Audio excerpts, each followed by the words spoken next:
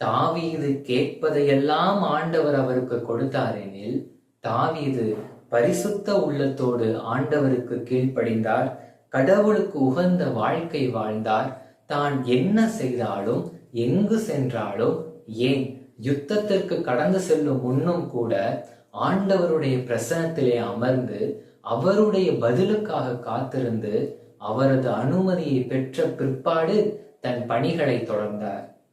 பிரியமான சகோதரனே, சகோதரியே, நாம என்னைக்காவது ஒரு காரியத்தை தொடங்குவதற்கு முன் ஆண்டவருடைய பெர்மிஷனோட தொடங்குகிறோமா? பிறகு எப்படி அது வெற்றி உள்ளதாகும், நம் உள்ளத்தின் விருப்பம் நிறைவேறும் என்று நாம் எப்படி எதிர்நோக்கி காத்திருக்க முடியும்?